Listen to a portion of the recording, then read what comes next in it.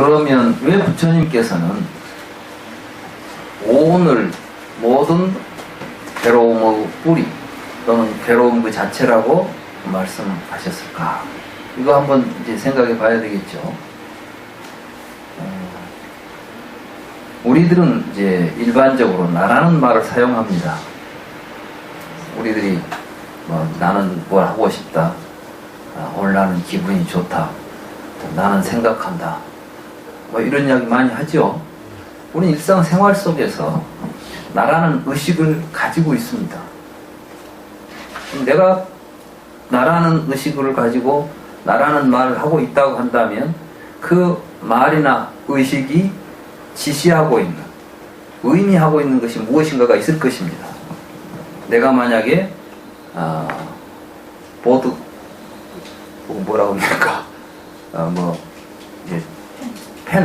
펜이라고 이야기해. 내가 펜이라는 말을 쓴다면 이 펜이라는 대상이 있기 때문에 펜이라는 말을 우리가 할 수가 있고 그때 그 말이 의미가 있겠죠. 네.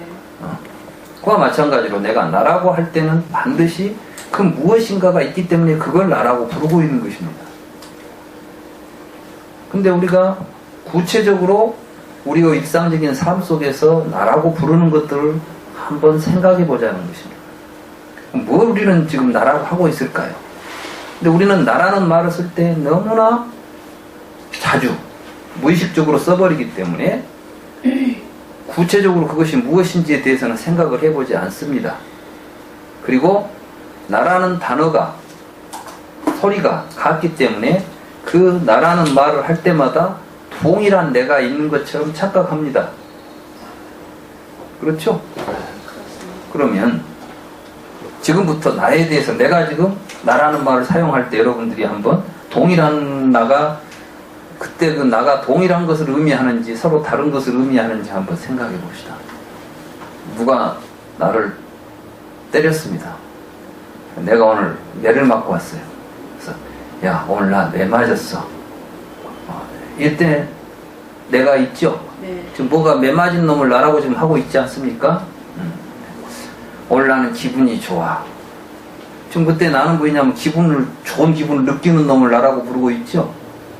아까 매 맞은 나하고 기분 좋은 나하고 같은 날까요? 매 맞은 나는 뭐가 매를 맞았죠? 내 몸이 매를 맞았잖아요. 그때 나는 지금 내 신체, 내 몸을 지금 나라고 불렀던 것입니다. 근데 이제 오늘 나는 기분이 좋아 그럴 때는 내 감정이 지금 좋으니까 내가 기분이 좋다 이렇게 말했잖아요. 그럼 이때는 지금 감정에 대해서 나라는 말을 내가 사용하고 있는 것입니다. 그럴듯하게 생각됩니까? 네. 여러분도 그렇게 생각하세요? 네. 그래 나도 그렇게 생각해. 그때는 지금 생각하는 놈을 또 나라고 부르는 겁니다. 아까 기분이 좋고 나쁜 놈하고 생각하는 놈하고는 다르죠? 그렇지 않습니까? 지금 우리는 벌써 나라는 동일한 언어를 사용하고 있음에도 불구하고 그 나라는 말이 지시하고 있는 대상은 벌써 다르죠? 만약에 여러분들이 이 교수 강의를 듣고 보니까 나 불교 공부를 해야 되겠어. 난 앞으로 불교 공부를 하겠어. 이런 생각을 가질 때 그때 불교 공부를 해야 되겠다고 생각하는 나는 아까 맞아 당신 말이 맞아라고 생각하는 그 생각하고는 틀리죠. 이건 우리는 이제 의지라고 부르죠. 사실 우리나라 말은 생각이라는 말로 다 통합니다. 근데 생각의 종류가 여러 가지가 있습니다. 그렇죠? 그래서 이제 아까 이것은 의지적인 것이라고 이제 의욕, 나는 뭘 하고 싶다, 갖고 싶다 이런 것들은 이제 욕망의 주체로서 납니다 이게.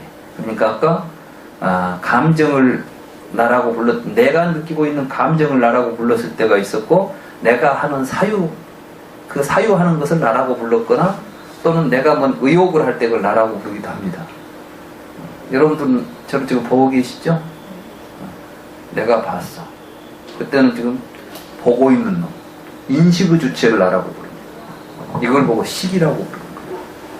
그러니까 이제 그거 말고 여러분들이 지금 여러분들이 나라고 불렀던 것들을 다시 한번 생각해 봅시다. 그거 말고 그 밖에 나라고 불렀던 내용이 있는가 한번 지금부터 생각을 해보세요.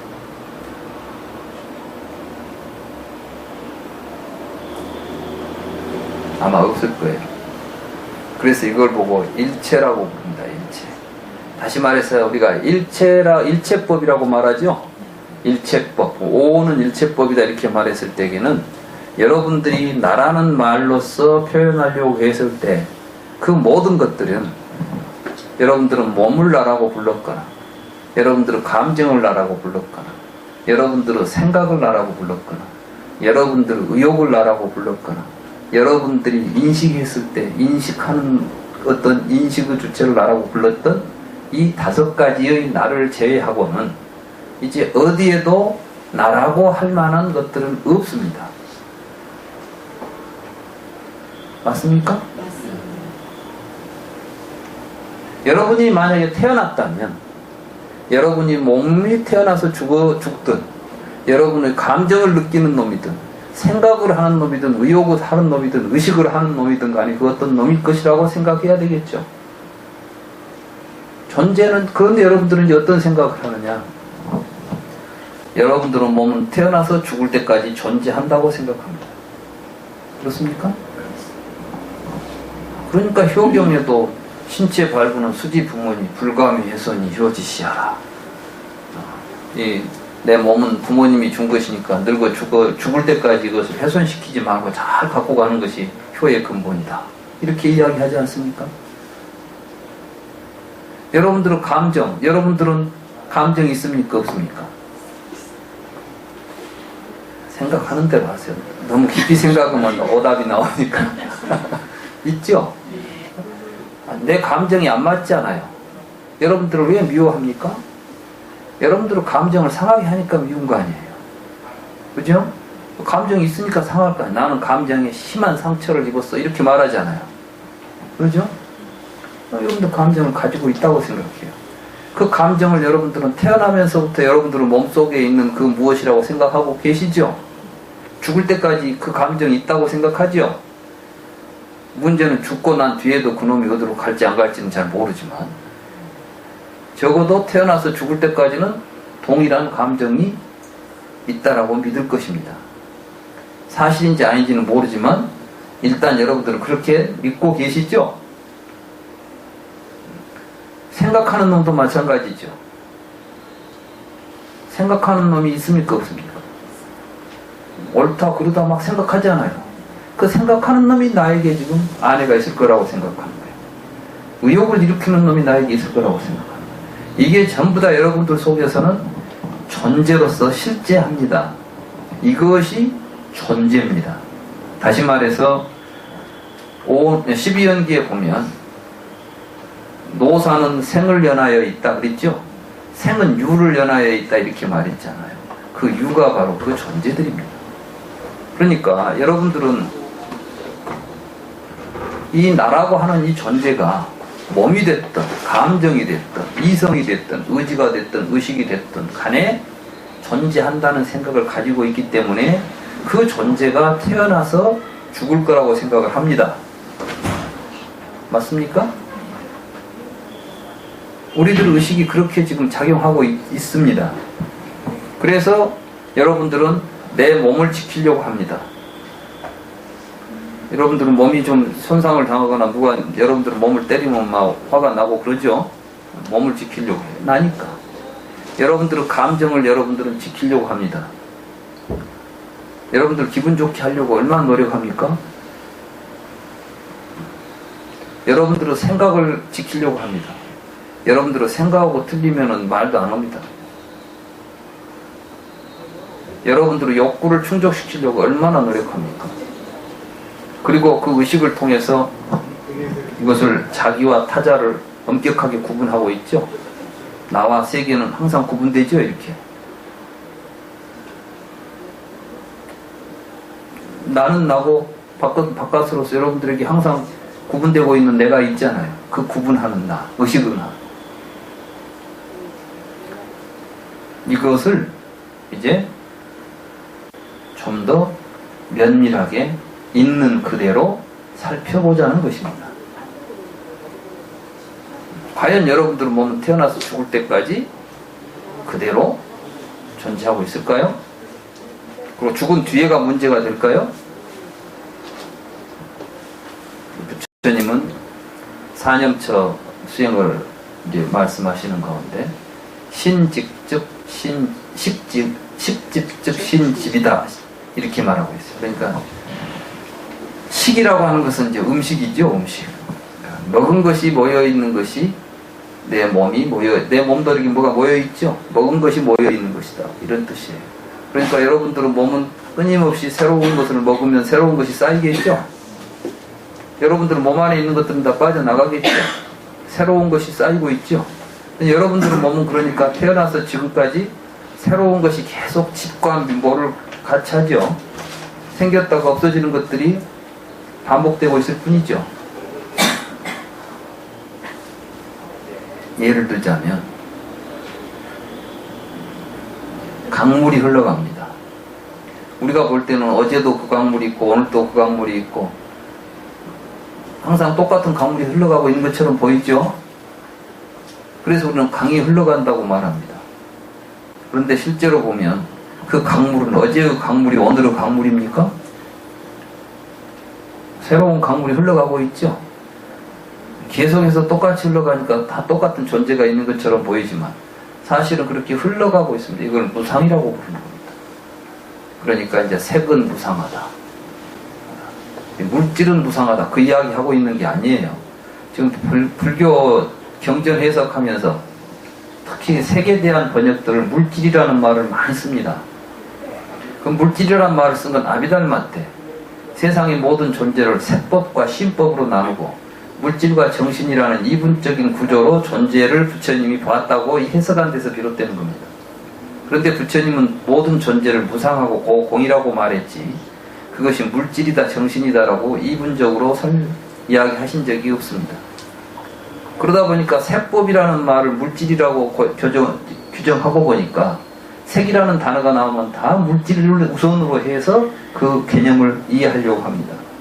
그런데 실제로 색이라는 개념은 물질이라는 개념이 아니고 루빠라고 하는 것은 형태라는 개념입니다. 형태. 그러니까 우리 몸은 형태를 지니고 나타나죠. 그러니까 이 루빠라는 개념은 불교적으로는 지각에 의해서 파악되는 형태적 요소를 총괄하는 개념입니다. 그걸 뿐이지 그것이 결코 객관적으로 존재하는 물질을 의미하는 것이 아닙니다. 그래서 앞으로 우리가 불경을 번역할 때 색이라는 말을 물질이라고 번역해서는 절대로 안 되는 말입니다. 그러니까 반야심경에서도 물질이 공하다 이런 표현을 해서는 안 되는 것입니다. 그리고 이제 이때 색이라는 개념은 전체적인 구조 속에서 항상 그 형태적인 요소가 구체적으로 무엇을 가리키냐에 따라서 다른 의미를 지닙니다. 다시 말해서 12조에서 안과 색을 연하여 이렇게 할 때 눈 그럴 때는 눈에 보이는 형태를 색이라고 부르는 것입니다. 그러나 소리나 이런 것도 다 색법이라고 말해버립니다. 다시 말해서 소리, 냄새, 맛 이것도 색이라고 부르죠. 이럴 때는 무엇이냐면 지각에 의해서 우리들의 지각과 연관되어서 나타나는 현상을 색이라고 부릅니다. 그러니까 눈도 색이라고 부르고 귀도 색이라고 부르고 소리도 색이라고 부르고 이렇게 같이 색이라고 불러버립니다. 근데 이걸 모두 물질이라는 하나의 덩어리로 쌓아버리면은 마치 빛도 물질로 되어 있고 눈도 물질로 되어 있고 그러니까 물질로 된 이런 구조로서 이해하려고 할 때 이제 부처님이 우리에게 가르쳐주고자 했던 기본적인 의미들이 다 탈색이 되어버리고 괴상한 형이상학들이 만들어지는 거죠. 별로 의미도 없는 철학이 만들어져 가지고 이론이 복잡해지는 것입니다. 그래서 이제 왜 부처님은 오온이 공하다고 했느냐, 또 오온을 이야기했느냐. 오온은 우리들이 사실은 현실적으로 여러분들이 의식하지 않고 있다 할지라도 구체적으로 우리들이 가지고 있는 자아의식의 내용인 것입니다. 이해가 되십니까? 되죠? 그러면 이제 우리는 정말 이것이 나라고 한다면 이 5가지 가운데 그 무엇인가가 진짜 내가 있어야 할 것으로 생각을 합니다. 여러분들은 이제 몸은 나는 아니지만 그 속에 참된 내가 들어있을 것이라고 생각할 수도 있습니다. 그럴 수 있죠. 그런 사람들은 몸이 죽어도 내 몸 안에 들어있는 참된 나는 안 죽고 다음 세상에 갈 것이라는 생각을 할 수 있을 것입니다. 그게 이제 영혼이니 뭐 정신이니 이런 표현으로 나오는 것들이죠. 그것 때문에 얼마나 많은 사람들이 이제 종교니 뭐 이런 것들이 우리 세상에 많이 나타납니까?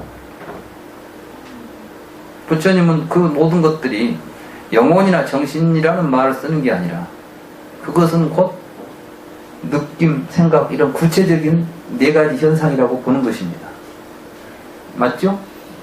여러분들이 정신 그러면은 느끼고 생각하고 욕망을 가지고 의식하는 놈이 정신이다 이렇게 말하죠. 그렇다면 이 네 가지가 어떤 식으로 여러분들에게 생각되냐면 정신이라는 존재가 가지고 있는 네 가지의 작용이나 기능이나 성질이라고 이해할 겁니다. 그렇죠? 그런데 과연 정신이 있어가지고 이 네 가지 작용을 하는 놈이 실제로 어디가 있을까요? 그건 우리가 만들어낸 상상의 사물입니다. 이 네 가지 기능을 통합하고 있는 어떤 놈이 존재할 것이라는 것은 여러분들은 그 존재를 본 적이 없죠. 여러분들이 보는 것은 항상 느낄 때는 느낌이 일어나고 있다는 사실이죠. 생각할 때는 생각하고 있다는 사실뿐이죠. 그렇지, 이것을 종합해서 통일해가지고 그놈이 막 느끼고 생각하는 것은 사실은 여러분들은 볼 수도 없고 경험할 수도 없는데 여러분들은 그놈을 정신이라는 이름으로 붙여가지고 이렇게 바라보고 있을 뿐입니다. 그래서 이제 부처님은 과연 그럼 우리는 어떨 때 느낌이 일어나는 걸 정확히 보자는 겁니다. 느끼는 놈이 있어가지고 느낌을 느끼고 있는 것인지 아닌지를 살펴보자는 겁니다. 자, 이런 데서부터 이제 불교가 시작되는 거예요. 쉽게 말하면 지금까지 모든 종교와 철학은 가설을 내세워서 이론으로 만들어가지고 우리가 보고 있는 현상을 설명하려고 한 것입니다. 그때 필요한 것들이 개념들입니다. 어떤 말을 만들어가지고 같이 쓰기로 약속한 다음에 그걸로 뭘 설명해 보는 거죠. 하나님이 천지를 창조하시니라. 하나님이라는 존재가 있습니까? 없습니까? 하나님은 그건 어떤 존재입니까? 많은 사람들이 이 세상을 만든 존재가 있다고 한번 가정해보면 그 가정을 했을 때 그것을 하나님이라고 부르자. 언어적으로 우리가 약속을 한 겁니다. 그래 놓고 하나님이 그런 존재가 있어야 될 거 아니겠어? 이렇게 이제 이야기해보는 거죠. 자, 철학에서도 진리가 있는데 플라톤 같은 사람은 이데아가 있다. 이데아라는 것은 어디 봐도 보이지도 않고 실제로 경험할 수 없는 것입니다. 근데 우리가 보는 이 현상을 설명하려고 보니까 이데아라는 존재를 설정해야 뭐가 설명이 되겠으면 그걸로 설명하는 것입니다. 자연과학은 안 그런 줄 아십니까? 자연과학에서 근본이라고 내세웠던 모든 존재들이 다 그런 것들입니다. 처음에 이제 원자라고 말을 썼죠. 원자가 있는 게 아니에요. 원자는 어떤 거냐면 깨지지 않은 존재가 원자입니다. 이 세상에는 깨지지 않는 것들이 있다고 하는 것을 가설로 내세워가지고 원자론을 만들었습니다. 그래가지고 설명하니까 설명이 잘 됐습니다. 그리고 그 무엇이 원자냐 하니까 이제 실제로 우리가 분석을 해보니까 안 깨지는 단계가 있다는, 안 깨지는 단계라고 생각되는 현상들이 나타납니다. 그런데 그것이 다시 어떤 조건 아래서 깨져버렸죠. 그러니까 이제 그 말로는 설명이 안 되니까 원자라는 말은 그대로 남아 있습니다. 이제 그때 그 현상에. 그렇지만 본래 의미는 사라진 가운데 이제 새로운 양자역학, 양자 이런 말들이 나오죠. 이것도 다 가설입니다. 이제 여기다 이렇게 한번 이런 말로 한번 설명을 해보자고 이름을 붙여넣은 거죠. 우리 인류 지성사가 다 이렇게 우리가 언어를 조작해서 만들어낸 것들입니다. 부타는 언어에 속지 말고 이제 정말 내 눈앞에 벌어지고 있는 현상을 있는 그대로 보고 이해해 가자는 겁니다. 이게 우리가 언어를 사용하지만 언어 속에 빠져서는 안 되는 것이 불교 공부하는 법이죠. 그래서 그 방법으로 이제 제안하는 것이죠. 그 방법이 바로 이제 불교 수행입니다. 그러니까 불교 수행은 항상 아까 스님께서 알아차리고 관찰하라는데 그것이 얼마나 깊은 의미가 있는지를 실제로 알아차리는 수행을 하면서도 모르는 경우가 많아요. 지금 이 알아차림의 단계들이 어디까지 가야 되는지에 대해서는 그냥 그러고 있으면은 괴로운 생각들이 사라지니까 편안하고 좋구나 이렇게까지는 지금 어디서나 하는 일들이에요. 그러니까 가서 해보면 편하고 좋으니까 막 그 수행 좋다고 그러다 보면 뭐가 막 깨달음이 올 것 같고 하죠. 그런데 깨달음은 그렇게 해서 오는 것이 아니라 여실하게 보는 부처님의 가르침을 정확하게 이해하고 그 관이 같이 이루어질 때 나타나는 것이지, 그렇게 이런 이해 자체가 안 되고는 우리 힘으로는 안 됩니다. 왜냐하면 여러분들은 지금까지 밤낮 같이 품고 살았던 오원에 대해서도 못 보고 살았잖아요. 그 오원에 대해서 설명을 해줬어도 지금까지 오원에 대해서 제대로 이해가 안 되고 지금까지 몇천 년 동안 오지 않아요. 그만큼 부처님께서 깨달아서 보여준 세상은 지금 우리 눈앞에 벌어지고 있는 엄연한 현실임에도 불구하고 우리가 지금까지 잘못된 사고방식, 잘못된 세계관 이런 걸 가지고 살아가기 때문에 눈뜨고도 못 보는 사실들이에요. 그래서 부처님은 나는 새로운 것을 새로운 이야기를 하는 게 아니라 있는 걸 있는 그대로 보여주고 우리가 깨닫도록 해주는 것이 부처님의 역할인 것이죠. 부처님이 했던 것이고, 부처님은 이론가가 아닙니다. 부처님은 이론을 만들어낸 게 아니라 있는 것을 있는 그대로 볼 수 있는 지혜의 눈을 우리에게 뜨도록 하는 것이죠. 우리는 이제 전부 우리가 눈을 떠서, 여러분들은 불교 교리를 이해해가지고 이 이론을 가지고 지식을 가지고 다녀서는 의미가 없다는 것이죠. 그걸 통해서 여러분 스스로가 여러분 깨달음을 느껴야 돼. 깨달아야 돼. 아, 그렇구나. 그래서 이제 불교 공부하는 분들을 제가 되게 보면 이론 알아가지고 막 남 앞에 가서 이것이 맞다 저것이 맞다 하는 사람들은 사실은 제대로 아는 사람들이 아니에요. 언어적으로 아는 사람들이죠.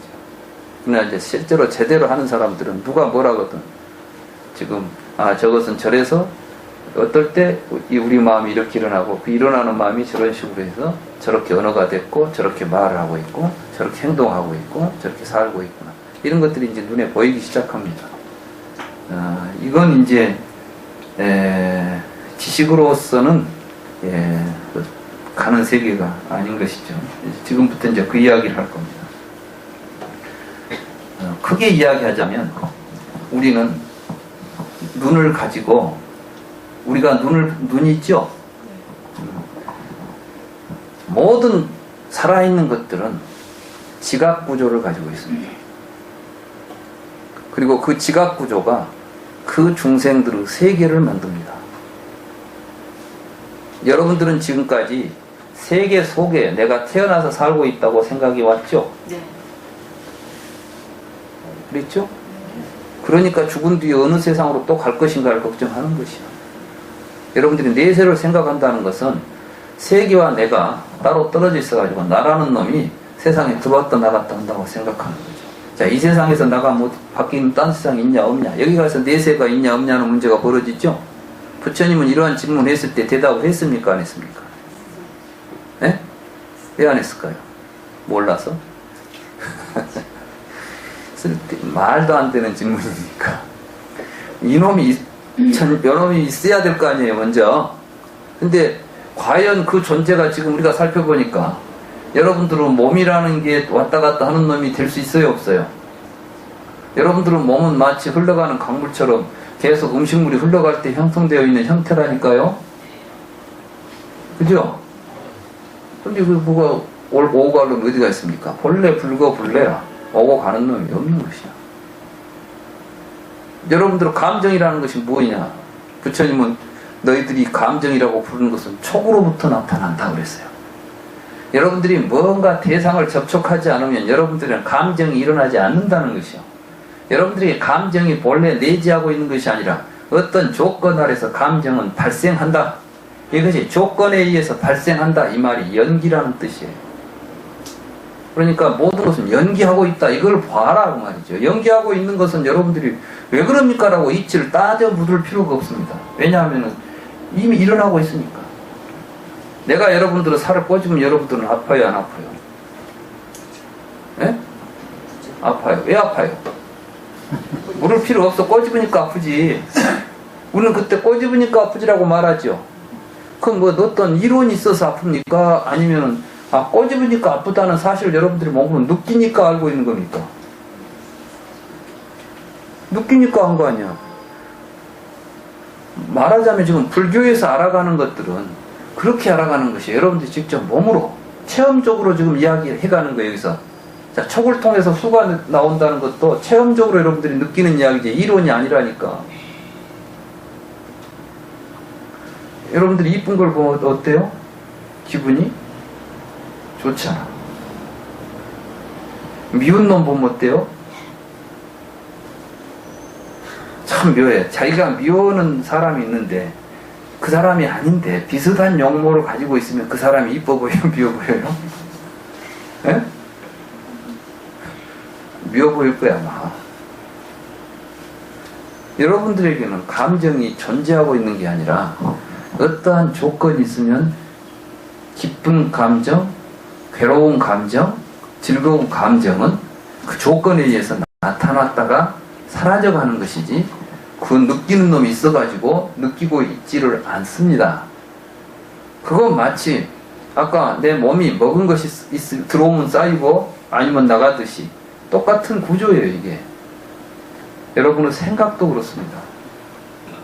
여러분이 지금 하고 있는 생각은 인간들이 본래 생각하는 존재고 이성을 가지고 있다고 생각하죠? 여러분들 그렇게 배웠으니까.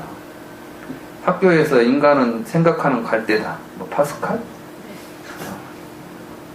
그런 거 막 배웠잖아요. 그 대단한 것처럼. 불교에서 보면 무명망상이에요, 이게.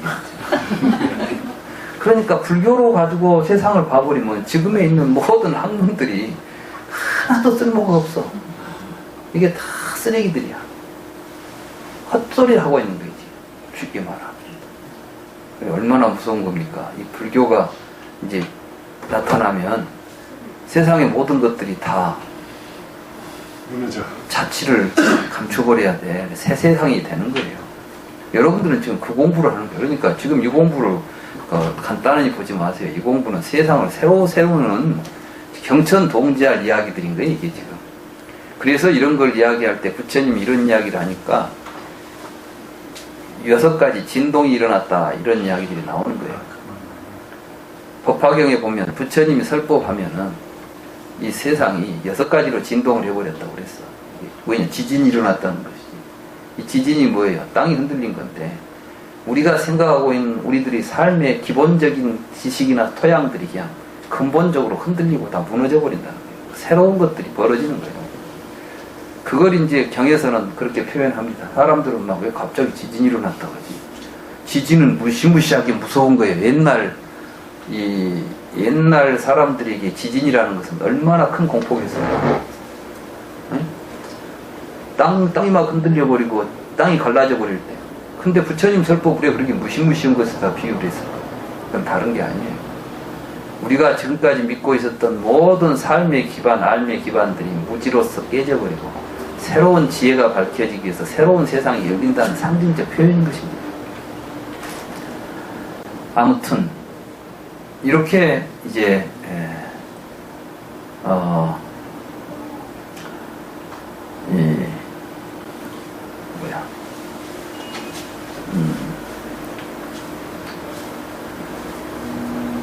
무슨 이야기가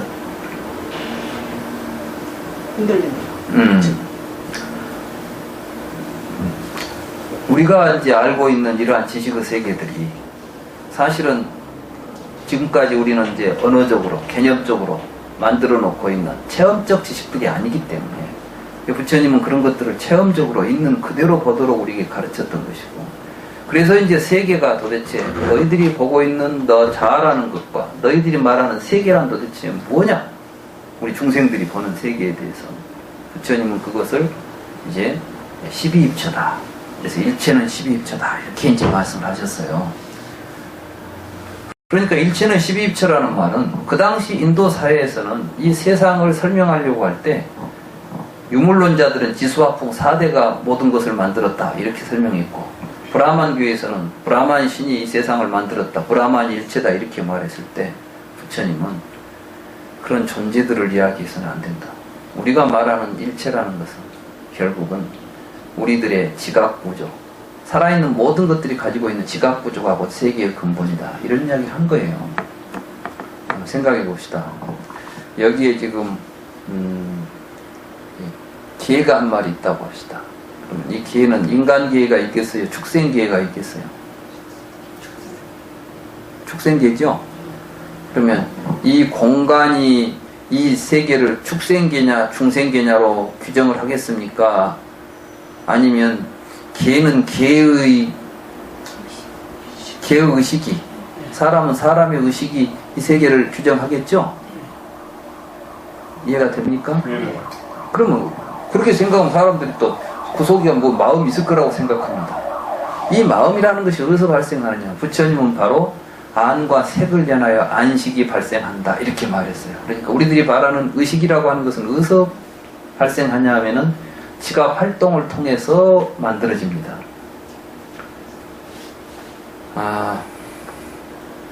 눈이 없는 생명들이 많습니다. 박쥐도 눈이 태아돼가지고 없죠? 그러면 그들에게는 색계가 있겠습니까? 없겠습니까? 안개가 없으면 색계도 없겠죠. 그러니까 사실은 나와 색이라는 것은 항상 서로 이렇게 짝을 이루게 돼 있어요. 그러니까 세계와 내가 별도로 구별되어 있지 않죠. 이게 참 사실 불교에서 근본적으로 깨달아야 될 자리가 그 자리입니다. 그 이야기는 제 이야기가 아니에요. 125쪽 이 책을 보시면 신신명이라고 하는 삼조 승찬대사가 쓰신 신신명이라고 하는 책에 이런 이야기가 있습니다. 잘 아시죠? 신신명. 너무 유명해서. 불교 공부 좀 하신 분은 다 들어보셨을 거예요. 지도문안, 유염관택, 단막 증해하면 통연명백하리라. 잘 아시죠? 근데 그 뒤 얘기가 더 재밌어요. 자, 지극한 도의 어려움이 있는 것이 아니다. 다만 분별하여 선택하는 일을 피해야 한다. 미워하고 사랑하는 마음을 벗어나기만 하면 대낮처럼 뚜렷하게 드러날 것이다. 밖에 있는 인연을 쫓지도 말고 안에 있는 허망한 것에 속지도 말라. 밖에 있는 인연을 쫓지 말라는 것은 이제 밖에 있는 색성향 미촉법. 우리 눈에 밖에 대신 우리 여러분들은 전부 어디로 다니냐면 눈으로 보기 좋은 거 보러 다니고 귀에 좋은 소리 들으러 다니고 여러분들 의식은 전부 바깥으로 너돌아다녀요. 그러면 이제 그걸 엮어가지고 안으로 모아서 하는 것을 보고 삼매라고 그러고 선정이라고 그래요. 그럼 또 사람들은 또 그 안에 있는 마음을 또 붙잡고 늘어지려고 해요. 그래서 이제 여기서는 뭐냐면 안에 있는 허망한 것에서 머물지도 마라. 우리는 전부 이제 안에 있는 또 자기의 자아에 집착하지 말라. 사물과 하나 되어 평온한 마음을 지니며. 어떻게 내가 사물과 하나가 되냐? 무아가 바로 그거예요. 사물과 하나가 되는 걸 무아라고 그래. 하나가 되면 평안한 마음. 그러면 뭐가 되냐? 평안한 마음이 된다 이것이야. 여러분들이 바깥에다 대고 좋다 나쁘다 저거 좋아 나빠 이런 생각 없이 그놈과 내가 보는 놈과 보이는 놈이 둘이 아니다라고 그것으로 알고 있는 자리에 서 있으면 마음이 평안해지는 것인데 밖의 인연과 안의 망상이 저절로 사라질 것이다. 그러니까 내입처 외입처가 다 사라진다 이런 뜻이에요. 지금 여기서 내입처 외입처 이야기는 하지 않지만 이미 이분의 설법 속에는 이 개성 속에는 그 이야기가 들어있어요. 불교적으로 하자면 보이는 대상은 주관으로 말미암아 보이고, 그러니까 말하자면 앞에 있는 색은 내가 보니까 색이 있는 것이고, 또 보는 주관은 보이는 대상으로 말미암아 보이나니 색이 있으니까 내가 볼 수 있는 것이죠. 그렇습니까? 그렇습니까? 그런데 여기서 보는 놈이 누구냐, 보이는 놈은 무엇이냐 이렇게 물으면 안 되는 거야. 보니까 보이고 보이니까 본 것이야. 이것은 둘이 아니야. 이것이 아까 말했어 뭐냐면은 사물과 하나가 되어 평안한 마음을 지닌다는 이야기가 여기서 이어지는 거예요. 그러면 밖의 인연과 안의 망상, 나와 나라는 생각은 안팎이라는 이 잘못된 생각이 다 사라져버릴 것이다. 이게 깨달음 자리예요. 그래서 보는 주관은 대상으로 말미암아 보이나니 보이는 것과 보는 자를 알고 싶다면 원래 이들이 하나이며 공임을 알라. 공이 바로 그것이 하나고 공이다. 그러니까 이제 그 하나이며 공의 자리에 가면은 안입이 설신에도 없고 색성향 미쪽부터 없다 그랬죠? 맞죠? 이 이야기하고 반야심경하고 뭐 달라요? 같아요? 같잖아. 반야심경하고 여기하고 같은 글자 하나도 없지만 사실은 내용은 똑같은 이야기를 하고 있는 거예요. 원래 하나이며 공이다. 그 말은 무엇이냐면 연기한다. 둘이 아니다. 그러니까 그걸 공이라고 하는 것이다. 여기에 대한 무지로부터 모든 것이 발생하니까 12처로 시작되는 거예요. 12처가 뭡니까? 보는 놈을 나라고 생각하고 보이는 놈은 밖에 있는 놈이라고 생각하는 이 의식으로 붙어서 너다 나다 하는 분별이 일어나죠. 눈으로는 눈에 의해서 분별이 일어나고 귀에서는 보면 보는 분별이 일어나고 이렇게 해서 18개가 벌어집니다. 육식이 생긴다고요. 육식이 생겨서 18개가 벌어지면 거기서 촉이 발생한다. 이때 촉이 이제 무명촉입니다. 그러면 이때 촉은 뭘까요? 아까 제가 이야기했죠. 그냥 태어나서 감각기관으로 바깥에 있는 대상을 접촉하는 거, 그건 지금까지 우리가 생각했던 것들은 그런 식으로 세상을 본 겁니다. 근데 실상은 그렇지 않다는 겁니다.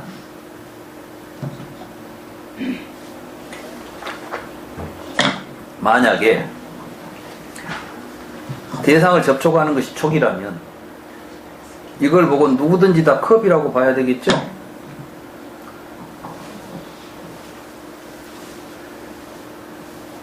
우리 속담에 자라보고 놀란 놈이 소뚜껑 보고 놀란다는 이야기가 있습니다. 잘 아시죠? 근데 자라보고 안 놀란 놈이 소뚜껑 보고 놀래겠어요? 안 놀래겠어요? 어? 그 앞에 뭐라 했냐면 자라보고 놀란 놈이에요. 그러면 자라 맛에 맛들인 놈은 소뚜껑 보고 입맛 다신다. 뭐 이런 이야기가 나오겠죠? 아, 실제로 자라고기 참 맛있어요. 근데 자라고기를 먹고 자라고기에 이제 그 자라고기를 좋아하는 사람이 소뚜껑 보면 뭔 생각이 나겠어요? 그럼 좀 자라같이 생겼다. 입맛이 다셔진다 이 말이에요. 뭡니까 저 살구의 신맛에 뭐 매실의 신맛에 경험된 사람은 매실 이름만 들어도 입에서 침이 돌죠? 이게 다 촉이에요. 여러분들은 석류 그럼 어때요? 신맛이 돌죠? 근데 뭐 한국의 석류가 시니까 그러지 인도나 저 사막에서 나오는 석류는 보니까 엄청 달아요. 그러니까 그 사람들은 석류를 생각하면은 단맛이 생각난다니까? 이런 게 촉이에요. 그러니까 그 촉을 연해서 뭐가 생기냐? 수가 느낌이 생겨. 그러니까 느낌은 내용이 달라요. 그 촉을 그냥 눈으로 보는 대상을 본다고 해야 되겠습니까? 그때 촉을 설명하는 것이 부처님 말씀에 뭐가 나오냐면 명색이라는 개념이 나오는 것이에요. 이때 여러분들이 식을 연하여 명색이 있다 할 때 이 명색의 개념이 이때 사용되는 겁니다.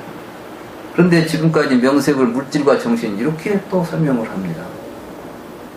불교 공부하신 분들은 다 명색은 물질과 정신이라고 개념적으로 이해할 거 아니에요.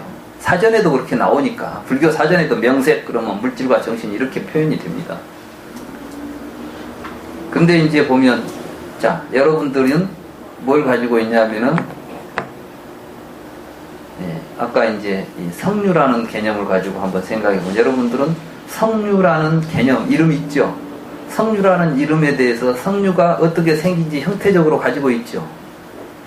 그 다음에 이제 자기가 경험에 의해서 그 형태적인 것은 꼭 눈으로만 보이는 것이 아니라 혀로 맛봤을 때 여러분들은 신맛이다라는 생각을 가지고 있는 거예요. 그러니까 성류의 신맛을 경험해가지고 아까 안과 색을 향하여 안촉이 생긴다 그랬죠. 여러분들은 지금 전부 여러분들 의식은 뭐냐면 눈으로 봐가지고 그 경험에 의해서 식이 만들어져 있는 겁니다. 그러니까 처음 어떻게 봤냐에 따라서 여러분들의 식이 형성되니까 여러분들이 형성된 식이 달라버리면은 촉의 내용이 같겠습니까? 다르겠습니까? 다르겠죠. 그러니까 촉이라는 것은 공간 속에서 벌어지고 있는 인식 주관과 대상의 접촉이 아니에요. 이것은 서양에서 이제 이야기할 때 우리가 인식이라는 것은 대상과 접촉이라고 봤죠. 이제 그런 식으로 불교를 해석하려고 하니까 문제죠. 불교는 그런 식이 아니라니까. 실제로 나에게 일어나는 촉이 뭔가를 부처님은 본 거예요. 왜 나는 저걸 보고 이런 느낌이 일어나지? 왜 그러겠어요? 내가 그 경험이 있어. 내 의식 속에 그것이 들어있으니까. 그것이 우리에게 촉을 일으키고 있구나. 그것 때문에 우리는 감정이 일어나고 있구나. 그러니까 이제 식이 달라져 버리면은 감정이 달라지겠죠. 여러분들의 생각도 그렇게 해서 촉으로부터 일어나요. 여러분들의 의욕도 촉으로부터 일어나는 것이에요. 옛날부터 그것이 나에게 즐거움을 줬다는 기억들이 있으면 그걸 갖고 싶은 생각을 갖게 되는 것이죠. 그거 보는 순간 그것이 욕심이 나고 갖고 싶은 의욕이 일어날 거 아닙니까?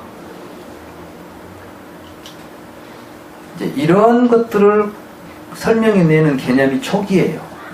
그래서 촉으로부터 수상사라는 이런 것들이 일어나지, 그것이 본래부터 존재하고 있는 여러분들의 정신 내용이 아니라는 것입니다. 근데 우리는 그것이 정신적으로 무엇이 있다고 착각하는 데서 그 정신을 붙잡고 그 정신을 지키려고 하고, 정신이 내 정신이 맞다 하고 서로 싸우는 거고 갈등을 겪는 거죠.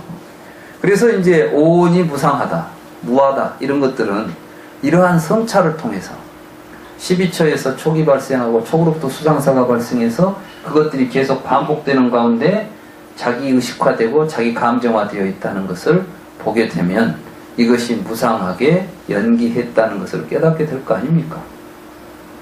이런 것들을 실제로 관찰할 수 있도록 수행을 해야 되는 것이지. 그러니까 우리가 보고 느끼고 지금 나에게 일어나고 있는 이 느낌에 대해서 정확하게 느끼고, 아, 이것이 옛날 내가 이런 경험들 때문이었구나. 이미 지나간 경험을 왜 내가 지금 붙잡고 있으면서 그것 때문에 저놈을 막 미워해야 되지? 다 쓸데없는 헛짓거리 아니야? 이렇게 생각하게 되면 버리게 되고, 그거 버리게 되면 여러분들의 마음은 이제 그놈 때문에 괴로움이나 즐거움이 생기지 않게 되고, 거기서 청정해진 그 마음에 이제 자비사의 사무량심을 일으켜서 이 세상을 자비로운 눈으로 다시 바라보는, 이게 이제 사선정에서 초선, 이선, 삼선, 사선 거쳐서 자비이사 사무량심을 닦아서 지혜를 닦아서 해탈로 가는 이러한 수행들이 되는 겁니다. 그러니까 불교에 대한 교리를 정확하게 이해하고, 그것이 무엇을 지향하고 왜 부처님이 이런 교리를 우리에게 이야기했는가, 이런 것들을 정확하게 알지 않고서는 수행을 한다고 해도 그것이 참된 수행을 기록하기가 어렵다. 그러지 않겠습니까? 네. 이제 그 이야기를 저는 지금 여러분들에게 전해드리려고 하는 것이고, 이제 촉을 통해서 수상사가 어떻게 발생할까, 또 이것들이 어떻게 해서 오온으로 구성되는가, 이렇게 오온으로 구성된 것이 어떻게 해서 끊임없이 반복적으로 잘하는 생각으로 이어지면서 우리들에게 여러 가지 고통을 야기시키는가, 이 과정이 이제 12연기로 부처님이 설법을 하시는, 다시 말해서 촉을 연하여 수상사가 발생한다 할지 이런 연기법들이 있죠. 연기법의 구조가 이제 단순하지가 않습니다. 왜냐하면 상황에 따라서 설명을 하다 보니까 다양한 모습의 연기법들이, 설법이 이루어지고 있습니다. 그런 것들이 구체적으로 어떤 것들을 의미하는지를 살피는 가운데 12연기라고 하는, 부처님이 깨달았다고 하는 12연기의 전체적인 구조를 우리가 정확하게 이해하고, 그리고 그 12연기를 체득하도록, 다시 말해서 스스로 자기의 삶 속에서 자기화시키고 그것이 자기가 될 수 있도록, 이걸 보고 우리는 이제 여기서는 이제 우리가 뭐라 할까요? 체득이라고 하는 게 가장 옳겠어요. 증득이라고도 우리가 이제 증득한다는 말이 있죠. 증득이라는 말, 체득이라는 말도 좋겠고, 이러한 것들을 가능하게 해주는 것이 불교의 수행입니다. 그 수행이 이제 구차재정이라고 하는 구조를 가지고 있어요. 초선, 이선, 삼선, 사선, 그 다음에 이제 공처, 식처, 무소유처, 비상, 비비상처, 멸진정, 그리고 그것이 37조도품이라는 또 수행의 구체적인 방법을 제시하고 있고, 그럼 부처님이 말씀하신 이 수행이라고 하는 것들이 37조도품이니 또는 뭐 구차재정이니 하는 것들은 도대체 연기법과 어떤 연관이 있고, 연기법을 깨달아 가는데 이게 도대체 어떤 관련이 있어서 이 수행을 하면 그것을 깨달아 갈 수 있을 것인가, 이렇게 우리가 접근해야 되겠죠. 그 문제를 뒤에 이제 제가 보면 구차재정 이야기까지 나오죠, 여기에. 그래서 이제 이 이야기는 이제 9월에 학기가 다시 시작되면 이 촉이 발생해서 오온이 어떻게 18기에서 오온이 어떻게 벌어지는가, 또 그것이 어떻게 12연기 구조를 갖게 되는가, 그것을 우리의 수행과 관계해서 본다면 수행을 할 때 어떤 점을 보자는 것인가, 이런 내용으로 강의가 진행될 것입니다. 아무튼 이제 한 학기 동안 저희들이 열심히 공부를 잘해서 오늘 이 자리가 됐습니다.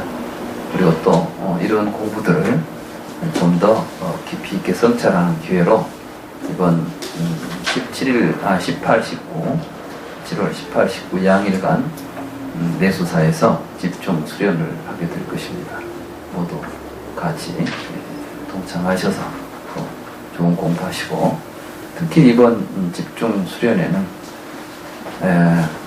이러한 문제들이 불교에서만 문제되는 게 아니라 시대적으로 보면 현대가 바로 지금까지 개념에 의해서 또는 어떤 어떤 상상이나 이론에 의해서 이해해왔던 세계로부터 이제 그게 아니다. 전혀 이제 이 세상을 우리가 보는 시각이 달라져야 되겠다고 하는 반성들이 철학에서 또 과학에서 지금 굉장히 활발하게 전개되고 있습니다. 그것이 워낙 급진적이고 지금 우리가 생각했던 세계관이나 이것과는 너무나 큰 차이가 나기 때문에 일반 사람들이 쉽게 접근하기가 어렵습니다. 그래서 현대 철학이 좀 어렵죠. 근데 이제 우리 대학에 언어 철학, 원리학, 또 현대 철학 이런 분야에 아주 조예가 깊으신 그러한 교수님이 계십니다. 그래서 그분 교수님을 제가 이제 모셨어요. 이번에 집중 수련에 와서 그런 문제들, 현대 철학에서 왜 과거의 합리주의나 그런 전통적인 철학에 어떤 점들이 반성되고 있고 어떤 방향으로 철학적인 사조가 움직이고 있는가, 이런 것들을 좀 이야기해달라. 아마 여러분들이 이제 그 이야기를 들으면은 부처님이 얼마나 시대에 앞서서 그러한 방향으로 우리를 끌고 갔는가, 불교가 얼마나 철학적으로 심오하고 우수한 철학인가, 이런 것들을 느낄 수가 있을 것입니다. 더불어서 이제 또 광주에서 우리 또 광주에도 같이 이렇게 공부하는 모임이 있는데 거기에는 이 태국권을 아주 오랫동안 연마하신 태국권의 사범님이 계세요. 그분도 지금 불교 공부를 하면서 아주 이제 열심히 공부를 하시고 또 우리 모임에서 열심히 하고 계십니다. 그래서 제가 부탁을 했어요. 우리 같이 공부하시는 분들이 몸이 건강해야 마음도 건강해진다니까요. 우리 불교 공부는 몸과 마음을 함께 바르고 건강하게 키워가는 것이지, 뭐 마음 공부한다고 해서 몸을 상하는 거, 이거 공부 아닙니다. 이거 정말 나는 공부하다가 병 나버렸다 하면은 그 공부 하나만 공부했다고 그래요. 왜냐하면 공부를 하면은 몸도 건강해지고 마음도 건강해져서 우리가 행복해져야 되는데, 병 들어갖고 행복할 사람 있겠어요? 근데 막 공부하다가 병 났다고 막 우리가 칭찬을 해. 막 몸을 아끼지 않고 공부했다. 그건 공부가 아니에요. 불교 공부는 몸 아끼지 않으면 공부 안 됩니다. 자기 몸부터 간수도 못하면 무슨 공부를 합니까? 남 피해만 끼쳐요, 그런 사람들. 절대 그러면 안 돼. 이제 태국권이 건강에 좋답니다. 그래서 그분한테 우리가 일상 이제 삶 속에서 간단히 아침 저녁을 하면 건강에 도움이 될 수 있는 그러한 태국권도 좀 지도해달라 해서 그분도 오시기로 했고, 또 요가 사범도 있으니까 요가도 공부하고, 이번에는 하여간 가면은 몸과 마음을 건강하게 할 수 있는 여러 가지 좋은 공부들을 많이 합니다. 많이 주변에 같이 동참을 권하셔가지고 재미있는 또 의미 있는 집중 수련이 되기를 기대합니다.